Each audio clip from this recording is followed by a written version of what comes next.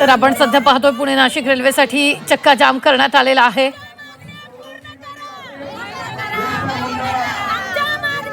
महिला आंदोलक सुद्धा मोठ्या प्रमाणात इथे घोषणाबाजी करत असल्याचं पाहायला मिळते। चाकण ते संगमनेर पर्यंत हा रास्ता रोको करण्यात आलेला आहे। तर सत्यजित तांबेंना पोलिसांनी ताब्यात घेतलेला आहे। पुणे नाशिक रेल्वेसाठी हा चक्का जाम करण्यात आलेला आहे।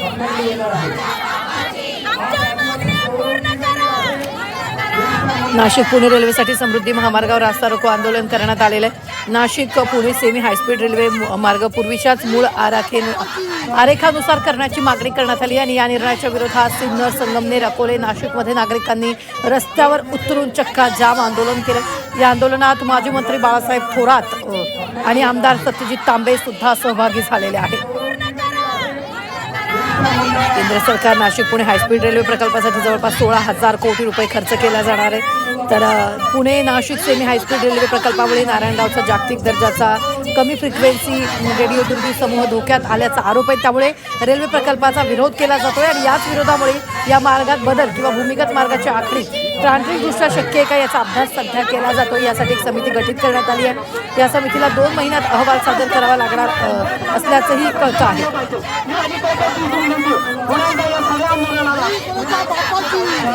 चाकणमध्ये सुद्धा आंदोलन सुरू आहे।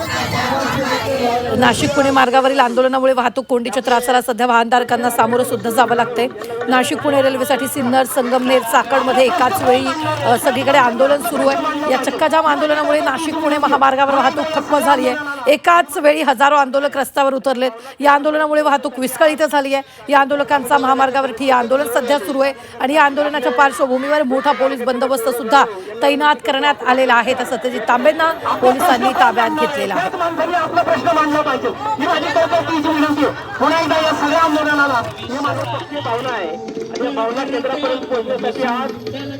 ग्रामीण रुग्णालयाच्या सदस्यपदी निवड झाली। आपले ज्येष्ठ कार्यकर्ते यांना विनंती करतो आपण आपले विचार या ठिकाणी आपला प्रश्न कोण मांडणार आहे त्याच माणसाने आपला प्रश्न मांडला पाहिजे। पुन्हा एकदा या सगळ्या आंदोलनाला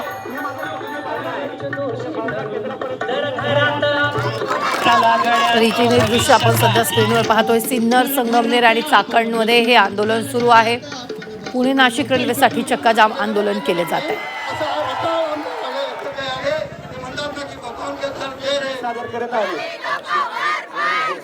हायस्पीड रेल्वेचा पुणे, चाकण, राजगुरुनगर, मनसर, नारायणगाव, आळेफाटा, संगमनेर, सिन्नर, नाशिक असा मूळ मार्ग बदलण्याचा निर्णय झालेला आहे। त्यामुळेच पुणे जिल्ह्यातील खेड, आंबेगाव, जुन्नर तालुक्यासह संगमनेर आणि सिन्नर परिसरात नाराजी आहे।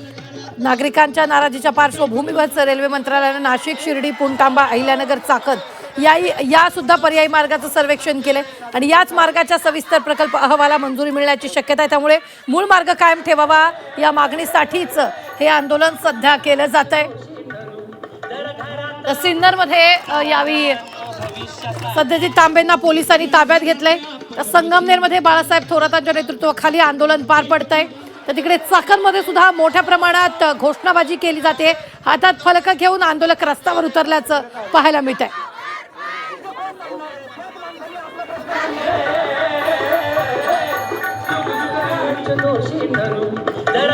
भावना केंद्रापर्यंत पोहोचण्यासाठी आज चाकणच्या ग्रामीण रुग्णालयाच्या सदस्यपदी निवड झाली। ही मोठी बातमी आपण आताच्या क्षणाची पाहतोय। सध्या नाशिक पुणे हायस्पीड रेल्वे प्रकल्प वादात आंदोलक थेट रस्त्यावर उतरलेले आहे। सत्यजित तांबे यांना पोलिसांनी ताब्यात घेतलेले।